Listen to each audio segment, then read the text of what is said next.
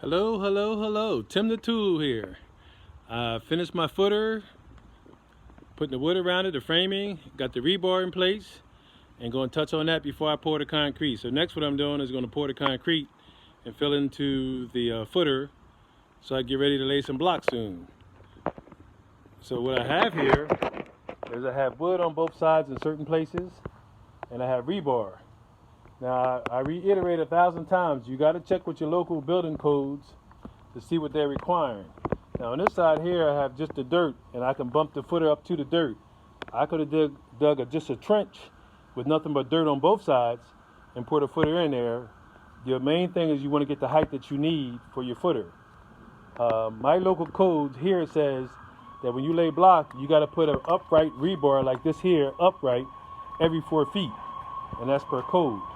I have a little knockout here because this is where my beam is going to run across once I lay the block, and it's going to be an extra block here to give me some support.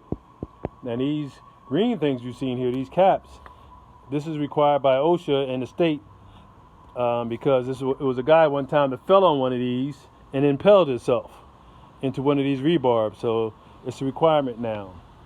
All my wood has been greased with some motor oil, used motor oil that I use to change my vehicle, and that's just to keep it from sticking to the forms.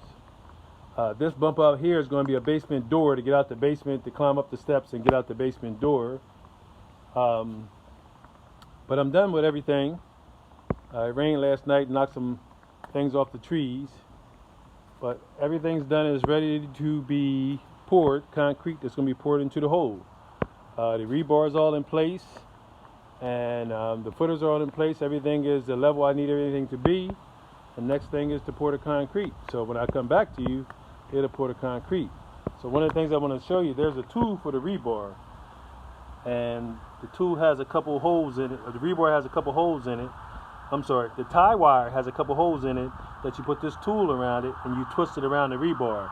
Pretty handy. Back in the day, we had to cut all our rebar and basically just cut it and then twist it like with some pliers or something. But twisting that on there is pretty easy and pretty fast. But I'm pretty much done what I need to do out here for now.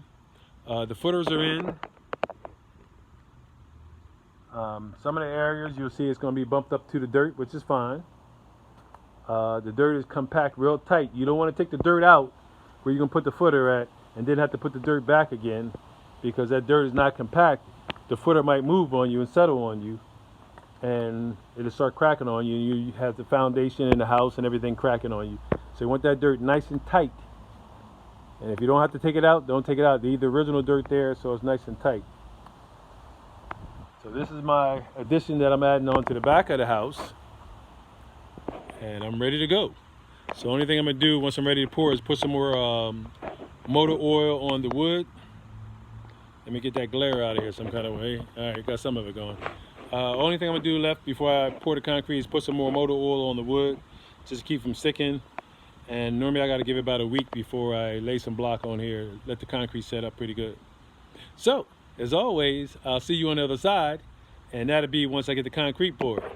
So you have a good one, and stay safe.